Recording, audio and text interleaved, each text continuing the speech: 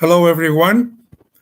This is Rabbi Rudomin, and we are going to be learning today and reading from the Aryeh Kaplan edition known as the Living Torah, chapter 2, Genesis, Bereshis, Perek Beis in Hebrew, Perek Bet, second chapter of Genesis.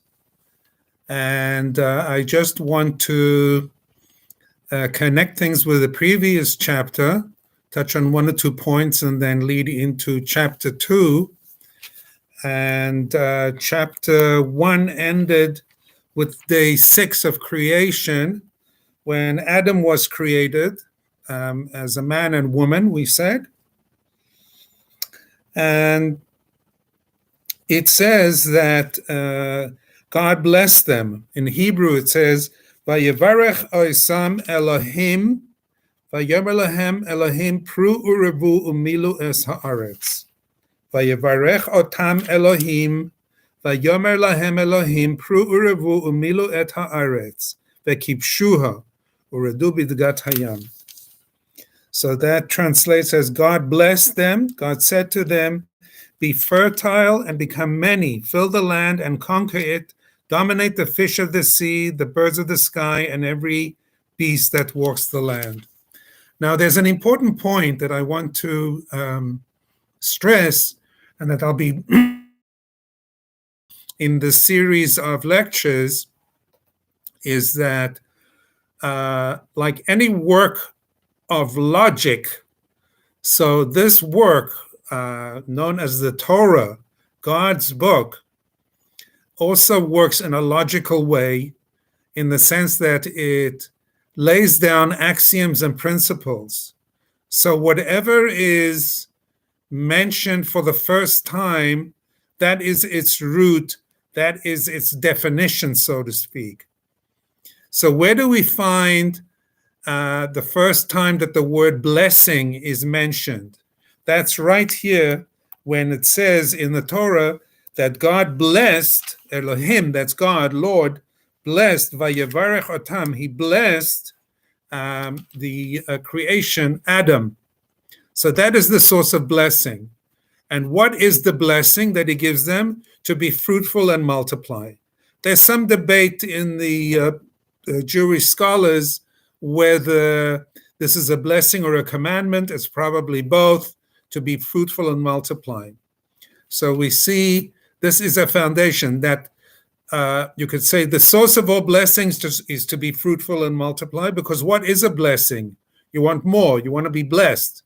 Blessed to grow old. Blessed to stay healthy. Blessed to have children. Blessed to be successful in business. Blessed to be successful in any sphere in life, sports, any area, any domain in life. That's what you want to be, blessed. Obviously, the opposite of that is a curse, a klala, but that's not mentioned here in this opening chapter. So the source of blessing, the word for the first time, bracha vayevarech, is introduced here in chapter 1, and it's given to Adam and Eve, the man and the woman, to be fruitful and multiply, which in Hebrew is pru urevu. From the word peirot, fruitful. Revu, rov, means plenty, multiply. So that's that point. I wanted to share with you another point, a little summary of the days of creation.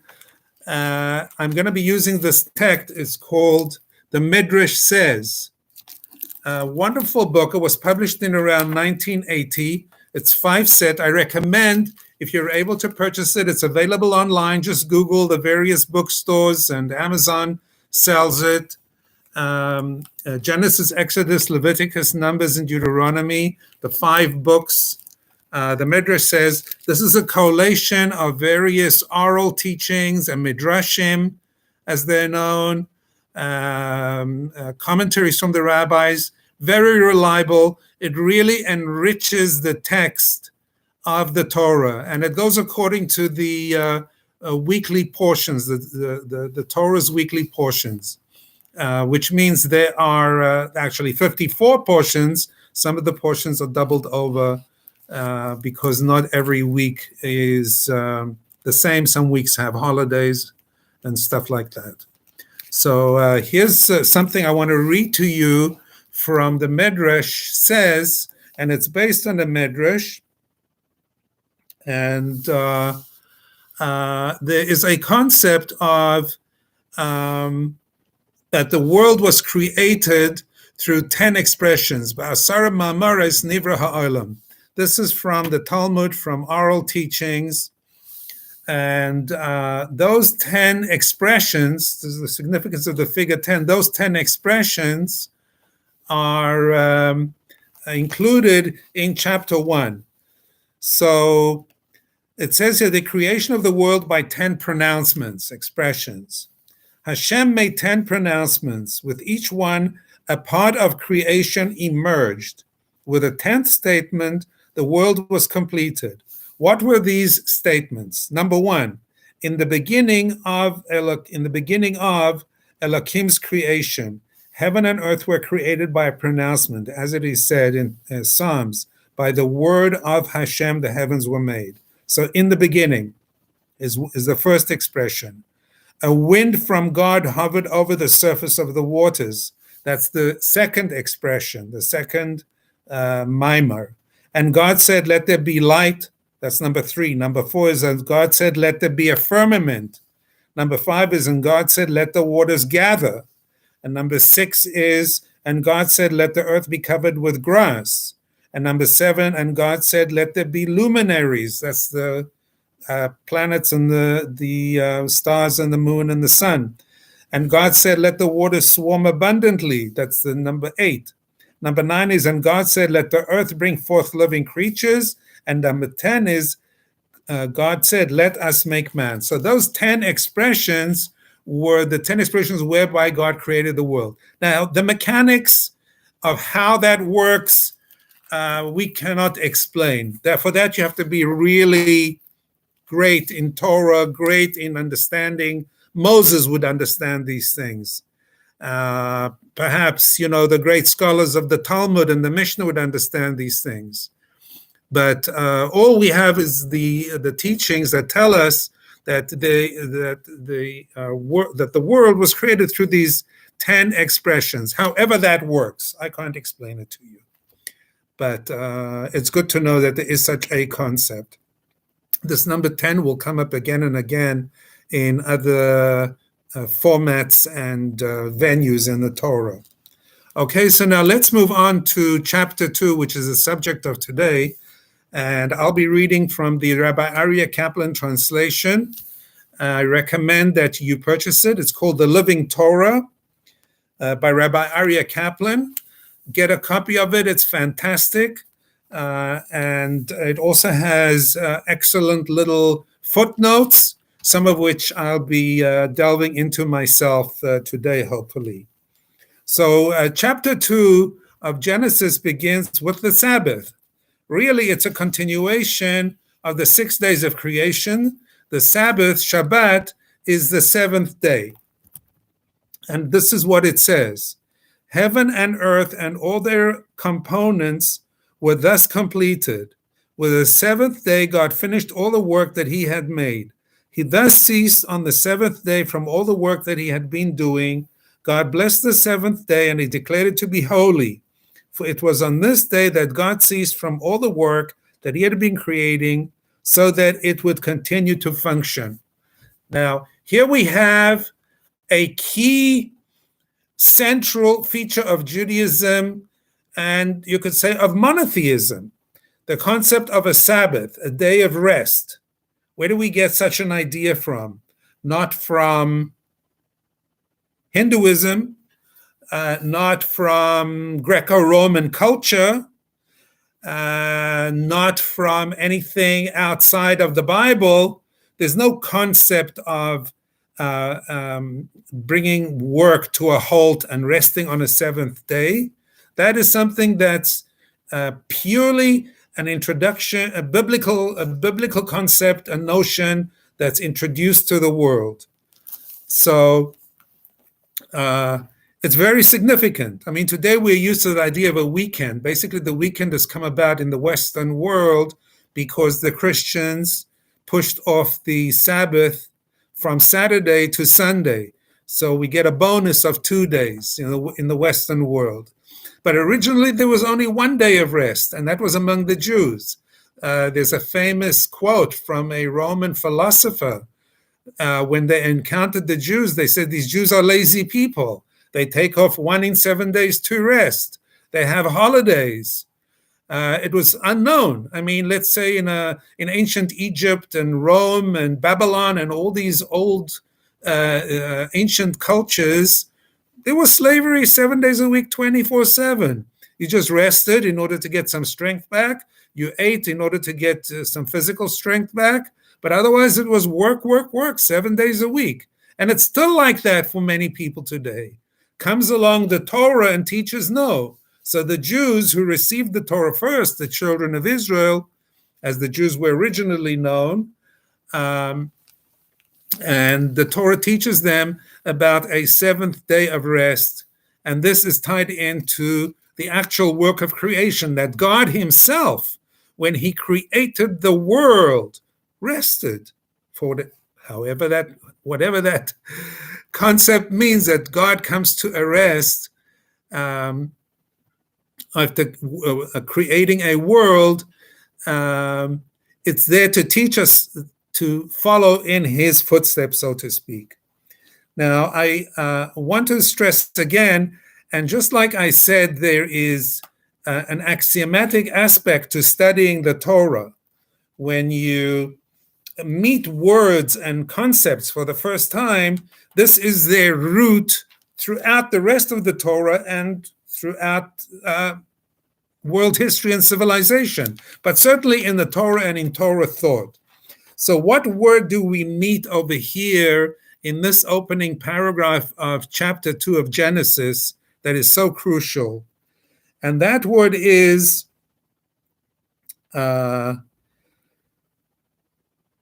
when God created the Sabbath, Vayivarech Elohim et Yom HaShvi'i, God blessed the Sabbath. So there's that word blessing again.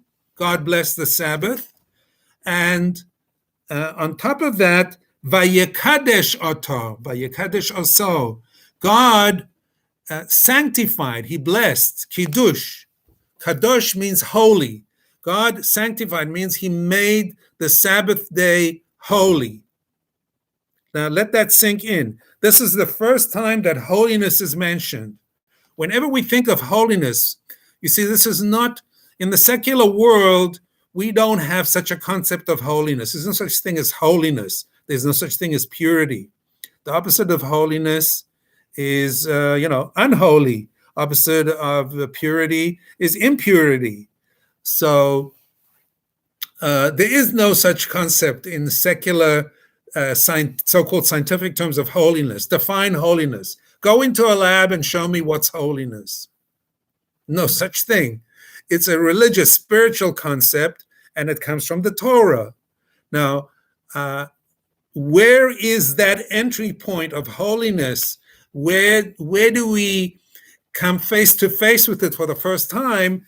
And it's on the Jewish day of the Sabbath, the Shabbat, Shabbos. This day of Shabbat, the seventh day, being holy, that is the experience, the ambience, the emanation, the whatever you want to say, the meeting of the finite with the infinite, however you want to understand it in a different form of thinking, that God extends his aspect of holiness through the Sabbath into this world. It's interesting because we've had creation going from the first day, second, third, fourth, fifth, sixth. There's been no mention yet of holiness. You would think even God's name, it would mention, well, and the holy God created the world. No, it doesn't even say that. The first time we meet the word holiness is in connection with the Sabbath, Shabbat, Shabbos. So that's why it's so significant. And we'll see what role it plays, because subsequently in the Torah, it will stress the importance of the Sabbath, so much so that it'll become part of the 10 Commandments, the essential core of the Torah, 10 Commandments that the Jewish people were commanded to keep, and that actually eventually all mankind lives by. The moral codes, the Judeo-Christian codes, depend on the 10 Commandments called the Decalogue, and keeping the Sabbath holy is one of them. And how to keep the Sabbath day holy, that's later defined in the Torah and in the Talmud. There's a whole tractate, Sabbath, and we will hopefully get to that as well. But here we meet Shabbat, the Sabbath, for the first time, and it's holy. So now chapter 2 continues. It's going to backtrack and go back to some background information regarding the creation of the world and of Adam and Eve. It's still a good world. Remember, there was the point I said in the previous video that so far we are living in a good world here. Genesis 1, Genesis 2, Genesis 3, no problems yet. A wonderful world, an idyllic world, utopia, the ideal, heaven on earth. So let's continue. Aryeh Kaplan calls this section man, and it coincides with the rest of chapter 2. So there's no more sub breaks. If I stop, it's because I myself am taking a break to explain something, points to ponder, as I call it. And it's not because there are breaks in the Torah itself. This is a continuing narrative. So let's start reading. If you have an edition, feel free to use it. It's chapter 2, Genesis. I'm reading now verse number 4. These are the chronicles of heaven and earth when they were created, on the day God completed earth and heaven. Okay? Talking about heaven and earth. In the Torah, it's not, the question of heaven gets, in the Torah, is called shamayim. Now, the word shamayim in Hebrew doesn't necessarily mean heaven. Aryeh Kaplan is translating it heaven. It's more like it could mean the sky. It could mean the upper spheres. So, and it could mean heaven, So he continues, all the wild shrubs did not yet exist on the earth, and all the wild plants had not yet sprouted. This was because God had not brought rain on the earth, and there was no man to work the ground. A mist rose up from the earth, and it watered the entire surface of the ground. God formed man out of dust of the ground and breathed into his nostrils a breath of life. Man thus became a living creature. Let's just stop there and look at the Hebrew, because the Hebrew is really profound and to the point. It says as follows, Vayitzer Adonai Elohim. Vayitzer means to create. Adonai Elohim. Now it uses another name of God in two ways. Adonai, Yud Hey Vav Hey. That's the in English it's translated as Jehovah, and Elohim, Lord. Now we don't use those names. I'm only mentioning them for educational purposes, so people should understand how they are pronounced. Yud Hey Vav Hey. That's a Y, an H, a V, and a H. That's in Hebrew we pronounce that as Adonai, my God, and Elohim, Lord, created the Adam, Afar min ha'adama, dust from the earth. That's the material we are made from. Hint, hint, eventually when we die, we return to the dust. Vayipach ba'apav nishmas chayim. Vayipach, and he blew. God blew. Vayipach ba'apav, into his nose. That's where the soul entered, into his nose.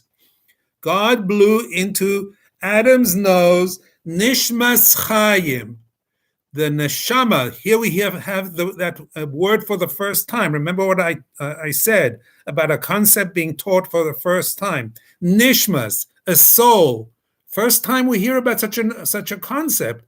The soul of life, chayim, was blown into the nose of the man who was made from the dust of the earth.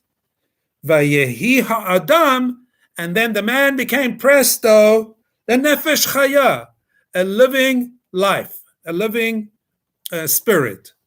Nefesh, also for the first time, nefesh is a form of the soul. It's like the life force. Chaya, there was alive. So let's just look at these Hebrew words. First of all, vayipach ba'apav. Question: why did God blow the soul into Adam's nose, not through his mouth, or his ears, or his eyes, or created somehow simultaneously with his body? Why does it have to be that the soul is planted through the nose? And the famous commentaries state that it's because of the five senses. Smell is the least corruptible. With your eyes, you can see things that are not right. With your ears, you can hear things that are not good. With your mouth, you can taste things that are no good, and you can say things that are bad. With the sense of touch, you can touch wrong things, you can do wrong things. But with your nose, with a sense of smell, the nose is very sensitive. As a matter of fact, the nose knows when something is rotten, when something is bad. You stay away from it. The nose is actually a warning system. Before you eat food, automatically a human being smells. You smell the milk. Is it fresh? You smell a dish. Is it delicious? So the nose knows. If you smell something that's not good, you stay away from it. So the nose, in a certain sense, is the highest of all the senses, the least corruptible, the purest. So it was dafka. Dafka means especially in that orifice, in that opening, that the soul comes in, the most sensitive and the purest, so to speak, the highest form of sense is smell, in the sense of being incorruptible. So that's where the soul enters. And the soul gives life.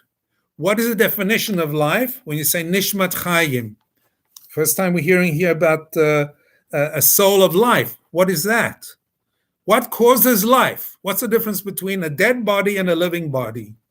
So it's very simple. According to the Torah and Judaism, it's the fact that a living body has a soul, has a nefesh, it has it's called an animalistic soul, and it has a spiritual soul. It has a life form. What's the difference between a dead cow and a living cow? The living cow has a nefesh in it, nefesh bahamis, a soul of an animal. And the same thing with a human being. We have an animalistic soul and we have a divine soul.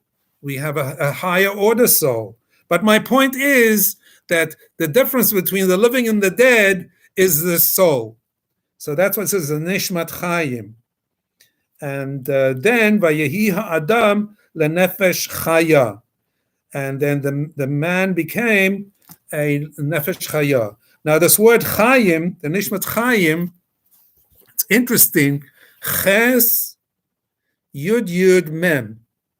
I don't know how to translate ches. Ches is, there's no such letter in English, but you have the ch sound, chet, yud, two y's, and a mem, and an m. So chet and mem gives you the word Cham, warmth. And Yud Yud is an abbreviation, the two Y's, for God, God's name. So what is it that gives you warmth? God's name. So the soul is part of God. And that's an important principle because it says God breathed into Adam, Vayipach ba'apav nishmas chayim. So manda nafach midalei nafach. One who breathes out of himself. It's like life-to-life resuscitation. When you're breathing out from yourself into the other. Okay. Now let's continue. The next thing is God planted a garden in Eden. Now we're going to come to the Garden of Eden. To the east. There he placed the man that he had formed. So there was a place for man in a place called Garden of Eden. Some special place. It was on earth, by the way, although we cannot really figure out exactly where it is, but originally it was on earth. God made grow out of the ground every tree that is pleasant to look at and good to eat, including the tree of life in the middle of the garden and the tree of knowledge of good and evil. So here we're introduced to two very important concepts, the tree of life and the tree of good and evil. Eitz HaChayim and the Eitz HaDa'at Tovara. There's a tree of life. The Torah is actually called, interestingly, a tree of life. And then there's the Eitz HaDa'at Tovara, the tree of knowledge of good and bad. And here for the first time, we have this notion of good and bad. Tovara.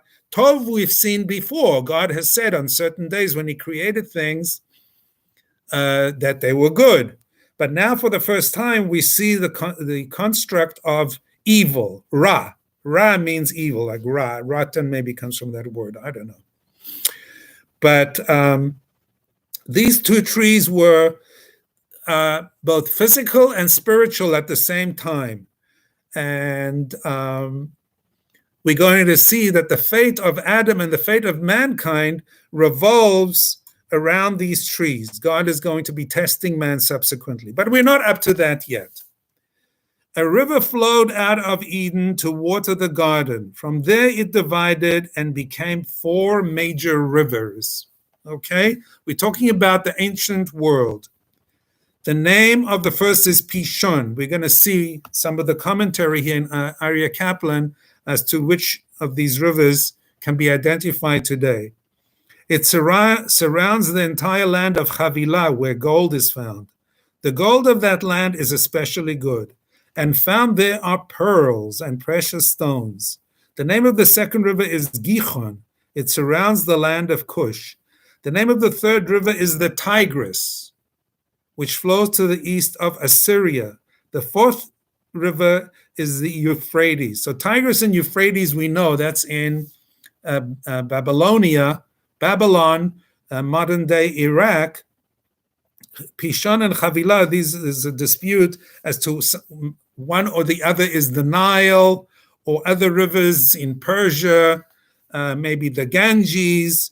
It's not clear exactly which it's referring to, but these are the names of major rivers in the ancient world, stretching from it's called, in history, it's called the Fertile Crescent, all the way around from the Nile down to the Tigris and Euphrates, and you can take it a little further to the Ganges River, the Indus River in the east.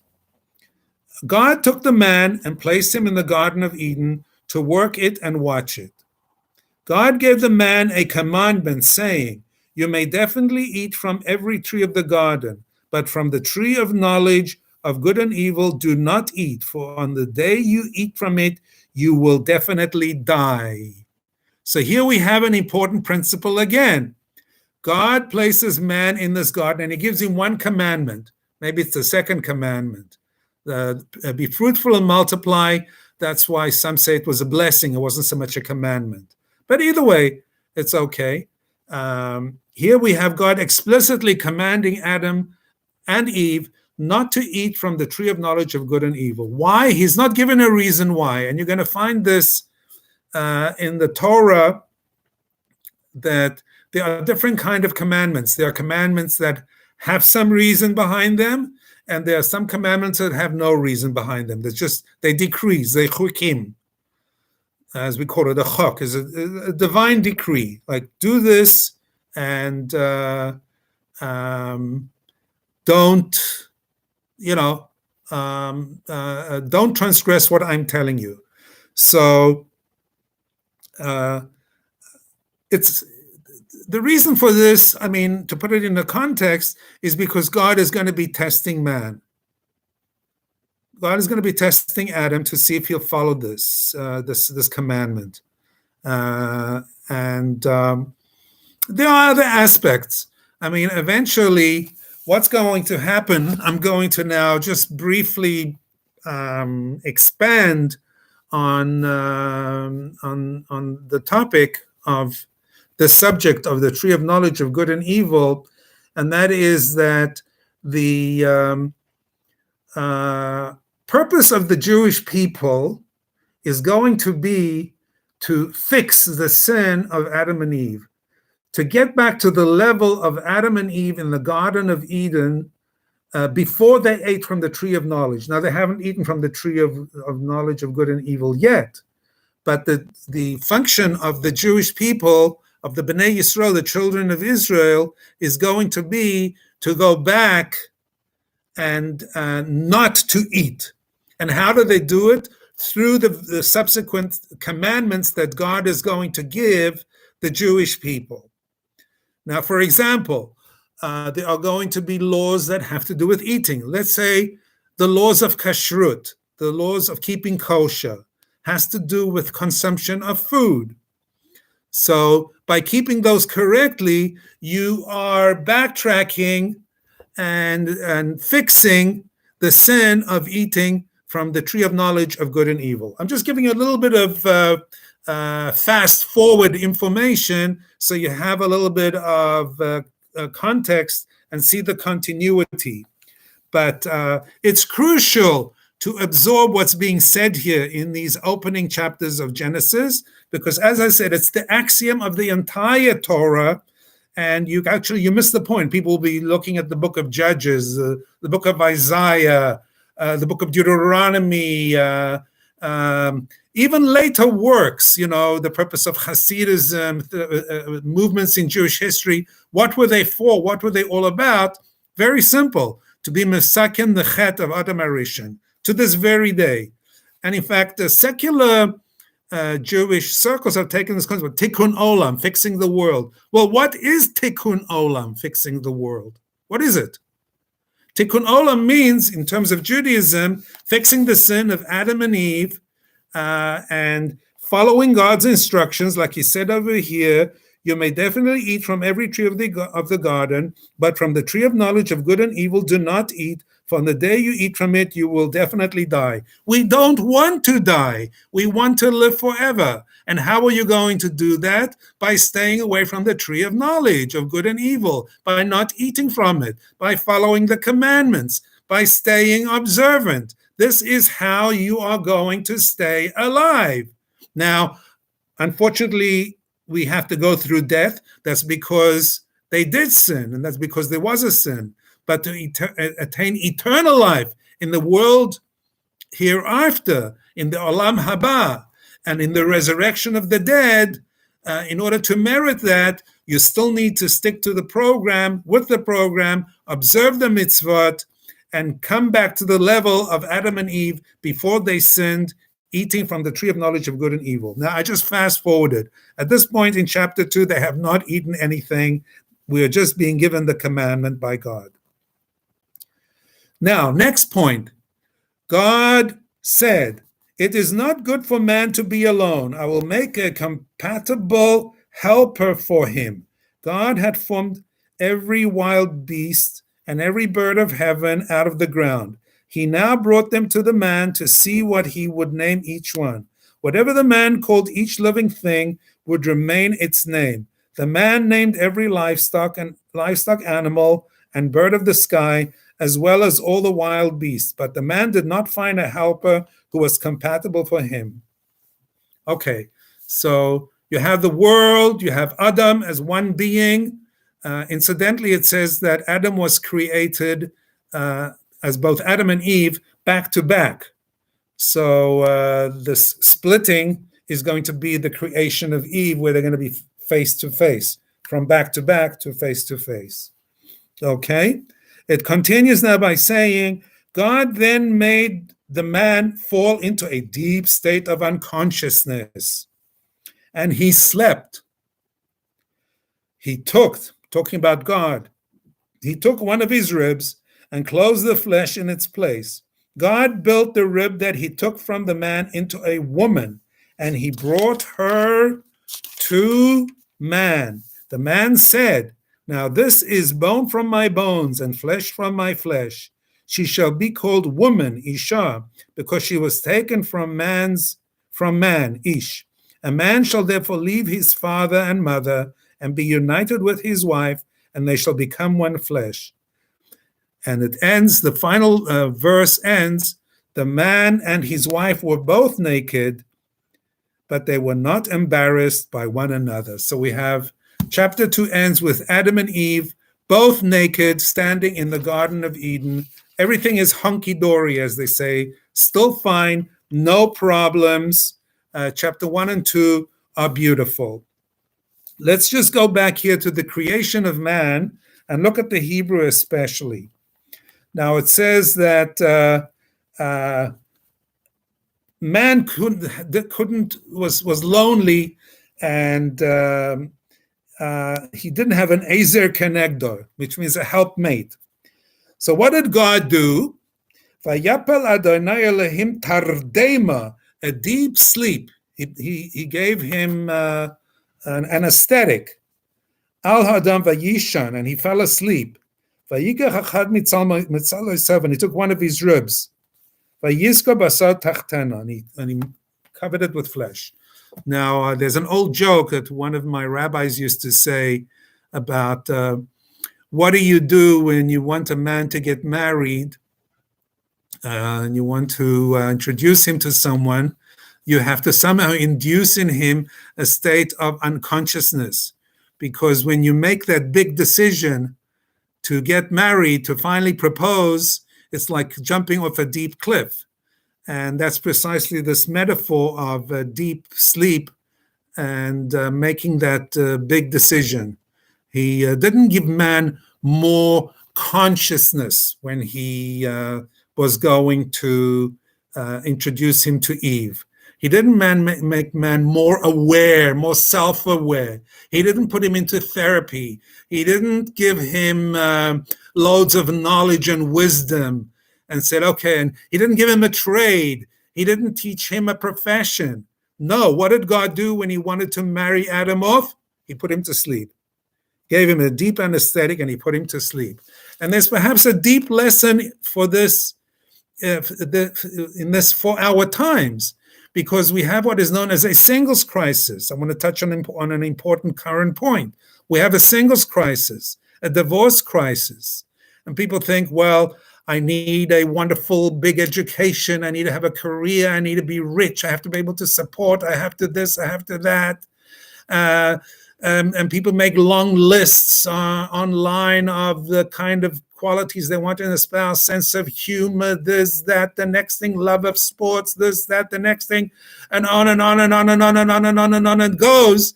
But that will get you nowhere. What you need to do is tone down, calm down, become more meditative, become more contemplative, become quieter, settle down, get into more of a sleepy state, get yourself a little knocked out, if that's the right word, I'm not sure. But the point is, everything needs to be brought down, the volume needs to be lowered, distractions have to be removed, simplify things, and that's the road to finding your life's partner, to finding a helpmate.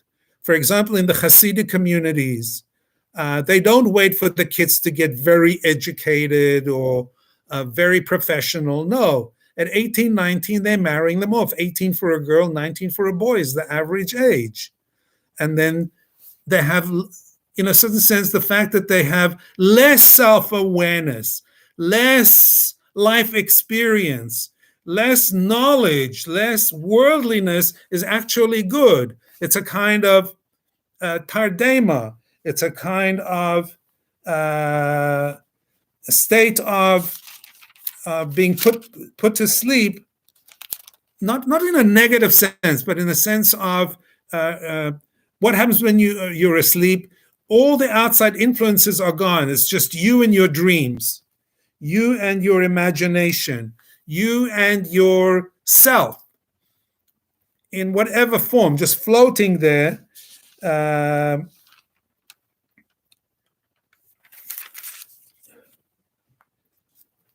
And then you can start moving closer to your helpmate. Anyhow, this is the way God set up the first man to meet his wife, by putting him to sleep. And Vayomer ha'adam, then the man said, Zot hapam etzem atzamai, basam b'bsari.